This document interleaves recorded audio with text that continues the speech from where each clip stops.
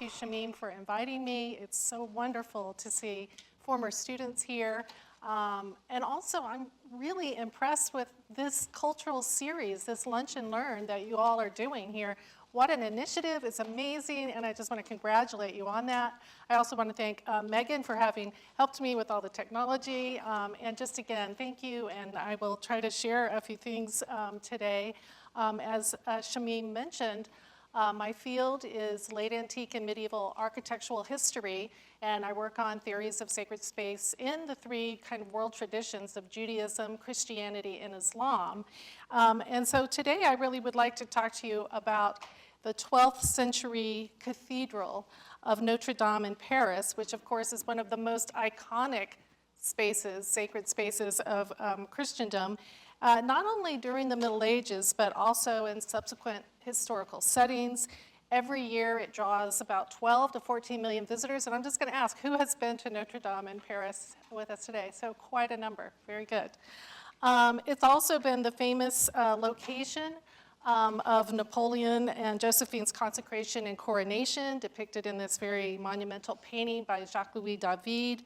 It's the site of weddings and funerals, such as Charles de Gaulle's funeral in 1970, and it's featured prominently in songs and art and books and literature, most notably Victor Hugo's The Hunchback of Notre Dame that was published in 1831, and also brought a lot of attention back to Notre Dame in the 19th century.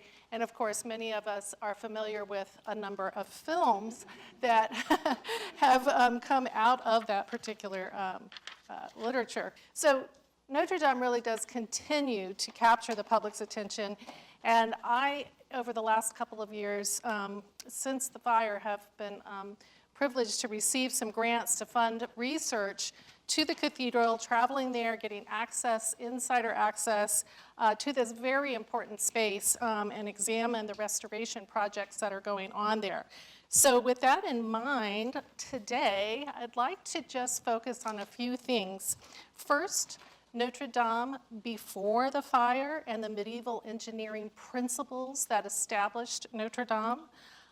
Then, of course, I will turn to the catastrophic fire that took place April 15th of 2019 and talk about what was lost, what has been saved. I'm also to share some of my insider peeks from my research and my involvement being able to go in and see the restoration efforts to save the structure. We'll look at some proposals that have come forth for that restoration, and I'll talk about what choices have been made so far. And then, of course, we'll end with the current restoration today and what's going on at this very moment. So what I'd like to do first, and I'm going to ask hands, speak out, doesn't matter, this is going to be a little interactive, but in our own culture today, in Providence or in Rhode Island, when we think about the word Gothic or Goth, what do we think of? What kind of comes to mind when we think about Goth? Dark, flowing, right?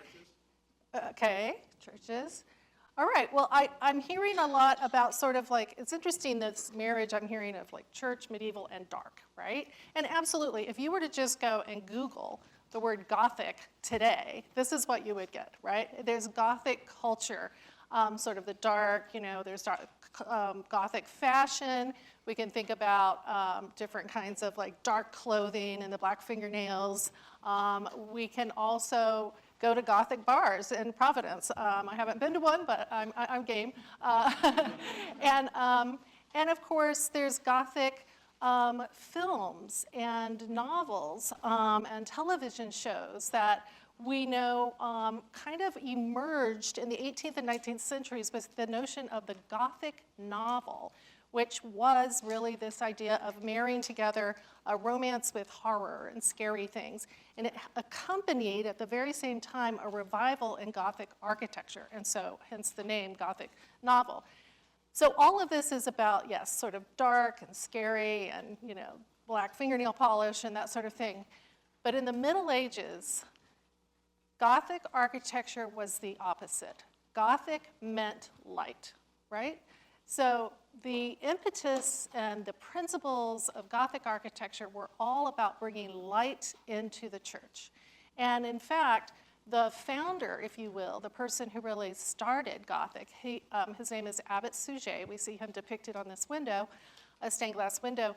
He was the abbot in a church in the suburbs of Paris called Saint-Denis, Basilique, and he was the one who really came to this idea about sacred space. And here's, I'm going to enter in a little bit of theories of sacred space. But what makes a space sacred, right?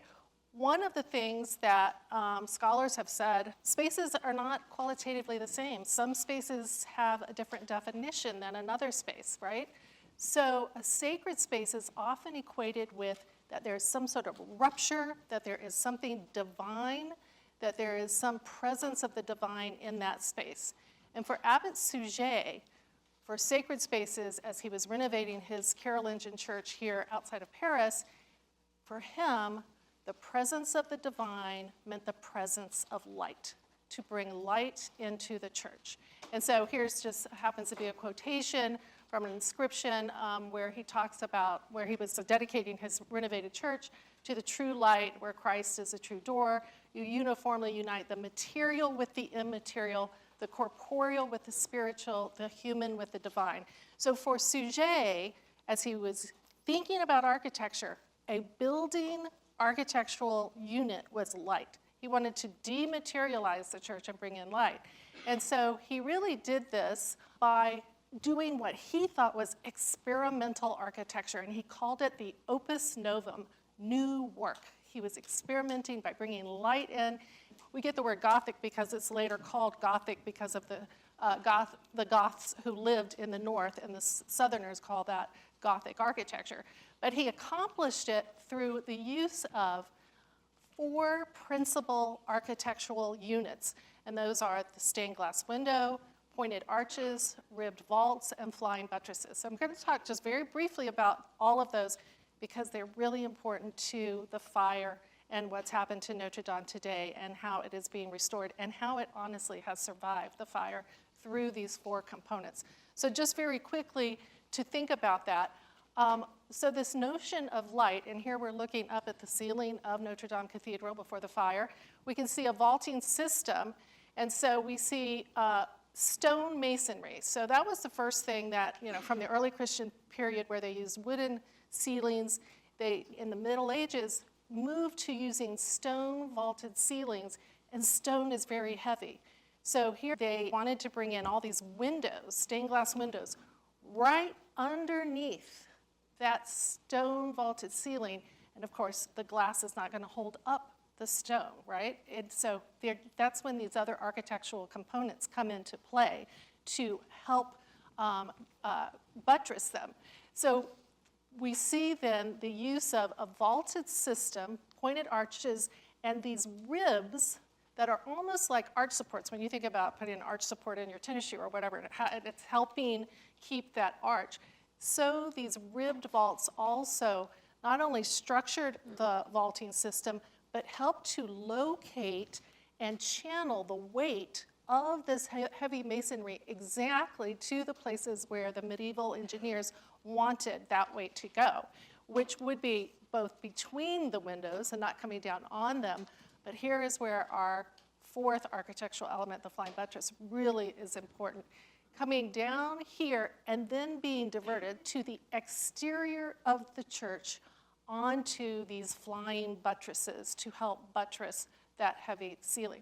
So one of the things that I do in class, and some of us who have taken the art history survey might remember this, but I actually love it when I have students sort of demonstrate the engineering concept of the flying buttress. So I have 2 volunteers, I think, Shamim and Bruno. Let's give them a hand. So basically, what I'm going to ask you to do is turn and stand back to back to each other, okay? All right, good. Now, just stand there, relax, and now lean on each other so you find like a little equilibrium and just so it's super comfortable. And now I'm going to ask you each to take a little baby step away from each other, just a little bit. Yeah, keep that balance. Good. Excellent. All right, now I'm going to ask you to take another teeny baby step away from each other. Perfect. Okay. All right. No. Trust. Okay. So what we're seeing here is something what we call thrust, counter thrust. So Bruno, he's going to be my cathedral wall, and shamim is the flying buttress. So if I were to take shamim away, obviously, Bruno, the wall would fall in. Likewise, if I were to take Bruno away, the flying buttress would fall in. These are propping each other up, and the engineers were able to find this equilibrium, this thrust, counter thrust, sort of basic principle, to hold the walls up and allow glass to be inserted. Thank you. Great. Are you good? You made it. Right. So it's a really basic kind of way to understand, but it's pretty important, and it's going to be important, again, when we see after the fire some components that are missing, and then some of these start to move in on each other. So let's keep that in mind. We've got our flying buttresses, and here is just a close-up, again, of those flying buttresses that are, their foundation is into the ground, the weight is shifting outside, and then they are really, and one modern architect, Gaudi, called Gothic architecture propped up architecture because of these fingers that are coming up and propping it up like that. Okay, so all of this in service of really bringing light into the church. So let's take a look then at Notre-Dame. Notre-Dame employed all of these elements, of course. It's one of the great examples of that medieval, started in the 12th century, 1163 is when it begins, the foundations of Notre-Dame, and then it's renovated throughout the Middle Ages and up through the 19th century. So when we look at Notre-Dame, we can see those medieval components, and we also see a 19th century spire that was added by Viollet-le-Duc, who you can't really think of Notre-Dame today without his renovations. He was an architect in the 19th century, and I'll show you an image of him in a minute. But also, this is all part of that before the fire Notre-Dame. Let's move now to the fire and see what happened. So we know in April of 2019, there was restoration, renovations going on, and there was scaffolding, and here I'll show you a picture right before the fire, scaffolding around that central spire of Notre Dame and through the ceiling unit where renovation was going on. And it is in that renovation work where the fire started. So we know that here in this area under the roof, let me just give you a sneak peek under the roof before the fire. The roof is held up by what we call the forest. The forest, which is made up of oak beams from the Middle Ages, very strong, very solid, also very dry, right? And it exists underneath a tiled lead roof line, okay? And it's in this area then that we can see, if we were to stand there, it's over that vaulting system that we saw, that masonry vaulting system. It sits on top of it, and it holds up the roof. So it is somewhere in this ceiling structure, and to this day, I've been there now a number of times. I've interviewed the authorities, and to this day, they never say exactly what caused the fire, and I don't know if they ever will, but it comes down to basically two elements. One is because of the restoration work going on, there could have been, and this is a very strong possibility, an electrical short in the wiring in that renovation. Also, human error. It could have been in this highly flammable area where there is a lot of sort of ancient dust and the wood, as I mentioned. But it will be interesting, and this is something I'm following, to see whether or not either they actually discover the actual cause or if they will actually say how it started. But that's where it starts. And the other thing that we know is during the Middle Ages, this was all one unit. So you can see, you can walk on this ramp all the way through the entire nave and transept above the vaulting system through this forest, if you will. That is why when the fire started, it spread very quickly through that entire region. And when I get to the renovations they're making today, remind me, if I don't remember, to tell you about some fire controls that they're putting in for the future. So the fire begins in this area. It's all along the roof line. And what happens is the lead roof begins to just melt and go down into the cathedral. It melts, and this is going to be a highly toxic chemical and create a huge amount of problem during the restoration. But we have then that melting of this, and we also see the burning of those timbers, as well as finally the collapse of the spire that sits at the crossing, in addition to some of the vaulting system, and I'll talk to you about that. So let me just show you some live action archival footage of the day of the fire. And you can then think about these elements that I was just talking about with the structures under the roofline.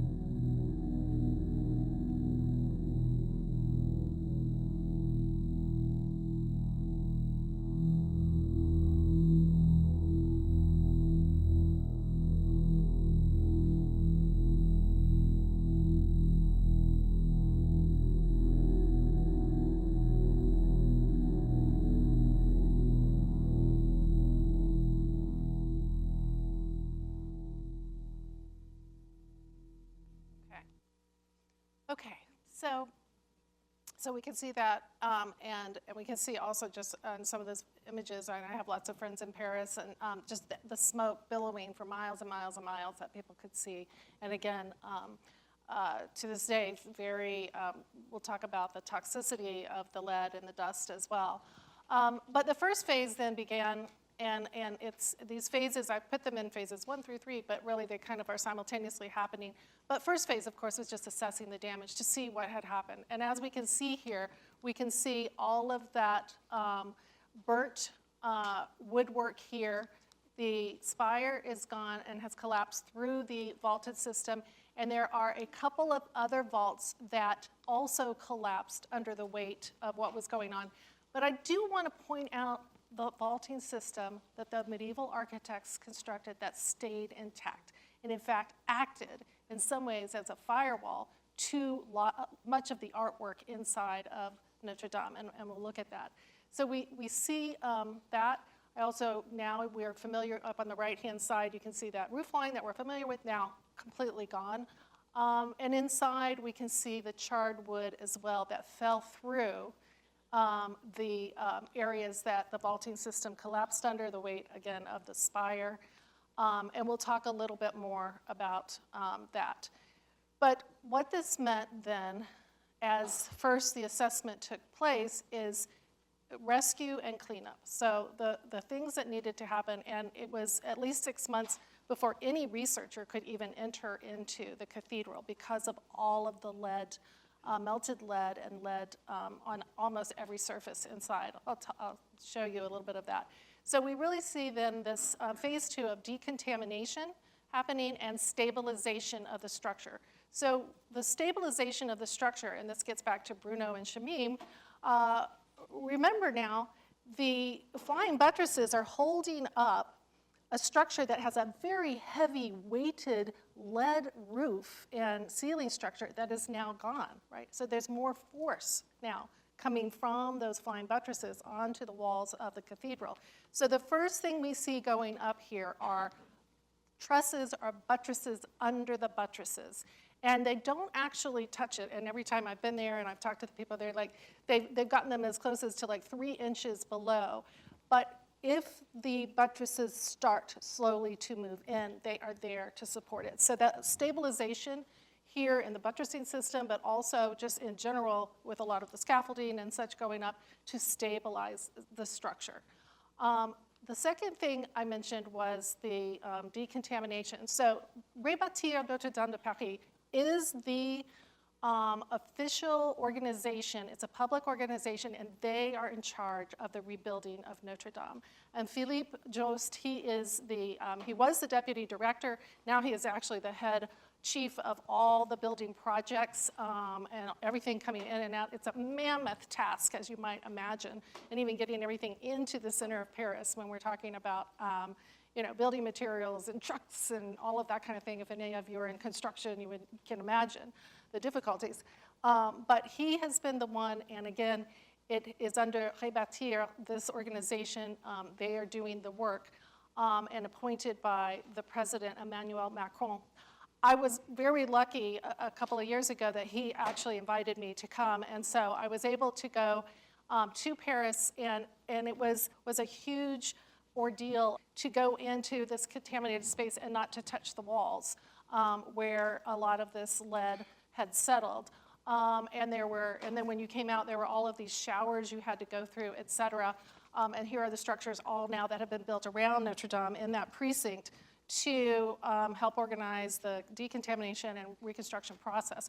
So it was an amazing experience and just a highly organized one as well. But I wanted to show you a few images when I was inside and some of the decontamination process. So the interior of Notre Dame for the last 2 years has been completely, almost unrecognizable because of all the scaffolding, of course, that has gone up.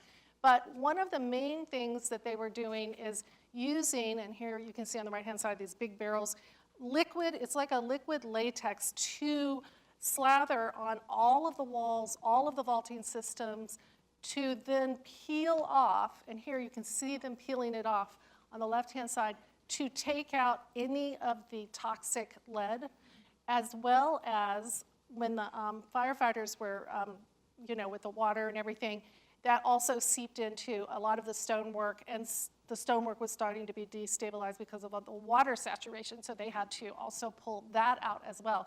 So you can see them pulling it out, and you can also see on the right-hand side where it has come off on that left portion. You can see it's very white, and then you can see on the right-hand side they're still working there to get the impurities out of the stonework. And let's think about that and when we come back to how Notre Dame will look when it actually reopens.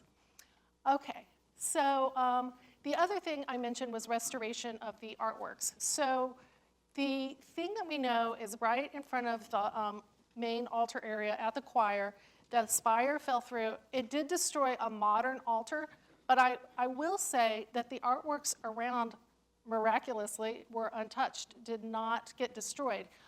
So for example, this very famous 14th century statue of the Virgin Mary, you can see just standing above all of this rubble, was taken out. You see it being hoisted up here on the right-hand side, cleaned, refurbished, and then placed in a church that's very close to the Louvre, Saint-Germain-l'Auxerrois, and you can see you can go and see that 14th century statue today. And here it's just some images I took of just after it was cleaned and restored, and literally untouched by the wood falling. So that's a very interesting and important artwork for medieval art historians. The other thing that I just am amazed by and I am very grateful for is that the pompiers, the firefighters, not only was it a very dangerous and hard thing to do, this Notre Dame sits on an island, in the Seine River, but they had been instructed not to put the water straight onto the stained glass windows. And this was incredibly important because the stained glass is very malleable and obviously very fragile, and very little of the stained glass was damaged. There were some thermal cracks in a few of the windows and some very small windows that were broken. But otherwise, the windows have survived, and now the restoration and the cleaning of the windows have been taking place in two ways. Some of them, like this Lancet window, they have taken out, and they're going into workshops, and the people who work on these things, the work is like ants. Like they're just like little, cleaning with these little, solvents on every centimeter of the windows. And then the other windows, so some have been taken out, and others are left. So here I am at the south transept window, which otherwise, I mean, nobody sees it from that vantage point, but with all those scaffolding, I was able to stand right at the center of the rose window inside of that south transept. Those will remain in place and be cleaned in place. So you have two kinds of systems of cleaning going on inside the cathedral and the exterior. The frescoes and the chapels inside, this was the person I was working with, and we were going in and out through these, zippered off areas. But this chapel, the restoration was going on there. The organ is the largest organ in France. It has like 8,000 pipes. It is also was untouched by the fire. However, water poured through it, and so it has to be completely restored because of the water damage. So that is being done as well. The other thing that's kind of interesting is on the exterior of the cathedral, there are these famous copper giant over life-size statues that were added there by Viollet-le-Duc, who created that spire that's the famous, horizon of Notre-Dame. So these statues also were being restored because that restoration was taking place. They had all been taken down the week earlier, and they were then being restored in the Cité de l'Architecture right by the Eiffel Tower. And you can see here one of the statues. This is actually a self-portrait of Viollet-le-Duc himself and being restored. So none of those were touched. And so those will go back on the cathedral without any damage. Other things that happen, and there are some movies out, so maybe you've seen some of this, but there are a number of relics in the cathedral that were evacuated immediately. Obviously, the most famous, the crown of thorns, pieces of the cross, the tunic of Saint Louis, Louis IX, all evacuated. And some of those are in the church that I mentioned earlier where the Virgin statue is, but the others went to the Louvre, and they have just opened, and they are on display for a few more weeks, the treasures of Notre-Dame in Paris. So that is at the Louvre, and it's on till January 29th of 2024. You can also just Google that and look it up and see the different works. They're beautiful, liturgical works and things from the archives at Notre-Dame. Okay, so one of the major questions then, once the stabilization, the decontamination, the evacuation of artworks, the cleaning of windows and everything began was, how should we design the new roof? It was a blank slate, an empty canvas. And so the President Macron and others put out an international call and competition for artists to start to submit works that could, in fact, be a new roofline, a new, modern, 21st century Notre-Dame. And so some of the competition works came in. So for example, here are a couple. Popular thing was to create more of a glass roof or using crystal. So you see here some sort of glass lit from the interior. This one as well. This is by the designer of Apple, by the way, one of the designers. This was a crystal work to be replacing the roof. Others said, let's not put the 19th century spire up. Let's just now have a beam of light to remember a memorial of it. Others thought about where we are in our climate and the greenhouse effect and things like that, and they said, let's put a greenhouse full of plants into this roof line. Others, actually this one's kind of tongue-in-cheek with the title. This was to be, again, gardens on the top with a residence for guests, special guests, called Quasimodo's Penthouse. So another architectural design. And then they started to get really a little bit bizarre.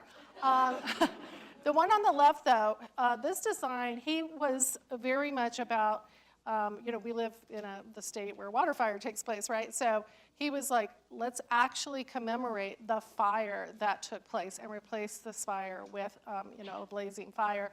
And then other architects started to submit things to create a debate as to what are the ground rules here? I mean, how far out are we going? So we begin to see some of those come in, like the one on the right that looks like something from, I don't know, the Jetsons or something. This is an architect from Stockholm putting it out there to debate. Others said a swimming pool. Let's forget the fire. We lack swimming pools in Paris. We need that. Others also, again, satirically but highly critical. How about parking garage? We need parking in Paris. And also, these architects talked about how, well, what do we worship today in our society, our fuel-guzzling society? Cars, right? And so there was some, actual social commentary going on with some of these things. And of course, these became so ludicrous that these architects were saying, like, well, like anything, like this is ridiculous. There are no ground rules. How about this, Saturn V? And then probably one of my favorites is replacing the roof with the red roof of McDonald's and putting the M arches, right? And that was also called Mac Notre-Dame. Yeah. But this competition did start, and the French National Assembly met, and one of the people, so I mentioned Philippe Jost is in charge of the entire operation, but the head architect, who is an architect and very knowledgeable in restorations of medieval architecture, is Philippe Villeneuve, and he argued very adamantly that we do not change a thing. We go back to the day it caught fire, which is not the 12th century, because we've got restorations all the way up through the 19th century, but the day it caught fire. And much debate took place. And then in July of 2019, the French National Assembly proclaimed or declared it would be restored to the day the fire took place. And so that is what we should be expecting to happen.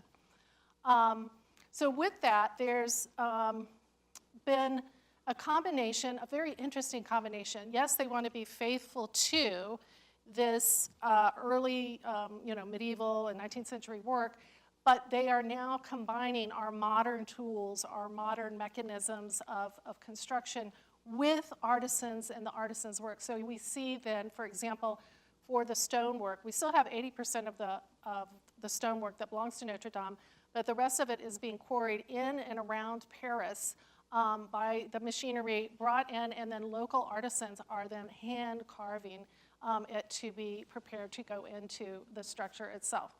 So we see that. We also see the woodwork, just engagement of so many artisans and people throughout France in all the different sort of territories of France. They have located and now timbered 1,200 oak trees that date back to the French Revolution to bring here to Notre-Dame. So you can see those folks there out in the field bringing that in. There's a process. The timber has to be dried, it has to be cut, and it has to be done off-site. They can't do it on top of Notre-Dame with everything going on. So when I was there this last summer, these triangular structures for the roofline are being constructed just down the river in Paris itself, then brought by boat right beside Notre-Dame Cathedral, anchored, and then brought by crane and put on the roofline. So this picture here on the right really does bring us up to almost present day. We can see then the roofline is almost, or at least the forest, if you will, is now almost completely rebuilt with the timbers, the existing timbers from France, oak timbers. A couple of fire hazard controls. There are a number, but when I was there last, I was learning about these.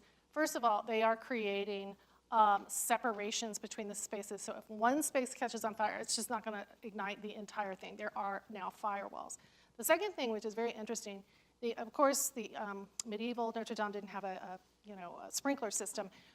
They're not putting in a sprinkler system, they're putting in something else, for those who speak French, with la brume, that is to say fog. It is a foggy mist. It is a type of sprinkler system, but that will completely take over the airspace and suffocate a fire if fire's needing oxygen, right? So it's an advanced, interesting system of a fire control or sprinkler system that is going into that roof line. And then they are using the original materials of a lead roof that will cover the top as well to, again, create that most faithful reconstruction of the day it burned. And then in the center, we see then all the scaffolding going up to put the reconstructed spire there. And that actually just took place this week, and we can see that the spire took place, was put in place, and then we can see the top of the spire. It has a cross at the top, and Macron is there standing on top of the scaffolding this week, sort of touching the cross as it's sticking out of the scaffolding. And there will be one other element put on the top of that, and that is a copper rooster that also fell during the original fire, and that rooster's in that Museum La Cité de l'Architecture that I mentioned, and I saw it's all sort of mangled and everything, but they have a new one going up, again, very faithful to the original. And so we can see that, that there. So what I'd like to do is just show you a quick 2-minute video that brings us to the minute, bringing you to the minute of what's going on, and then I have a few concluding remarks. So let's see if we can see this. All right, so we'll see the time lapse of what's going on at this very moment.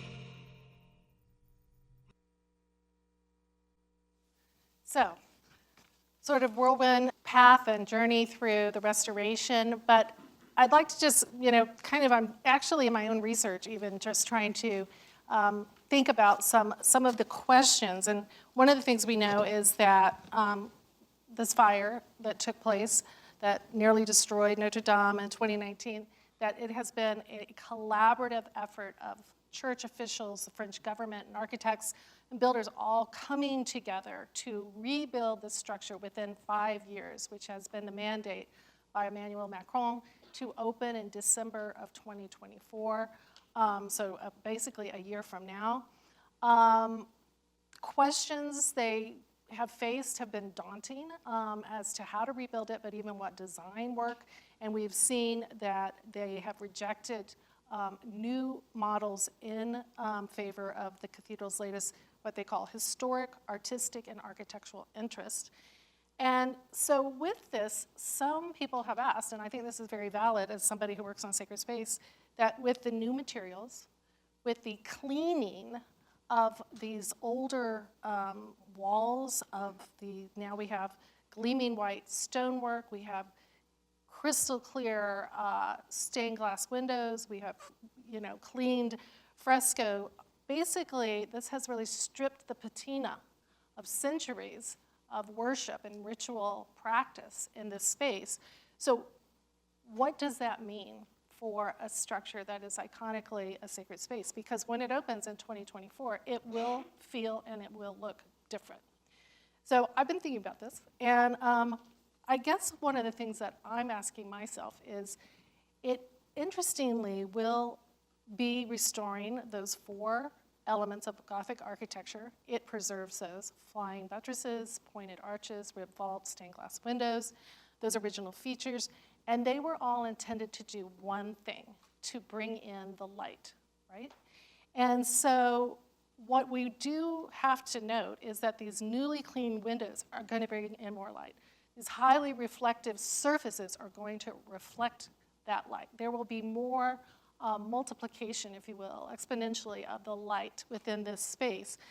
And so in my mind, this is actually quite in keeping with the original principles of Gothic architecture and probably with the vision of Abbot Suger, who equated the presence of light with the presence of the divine.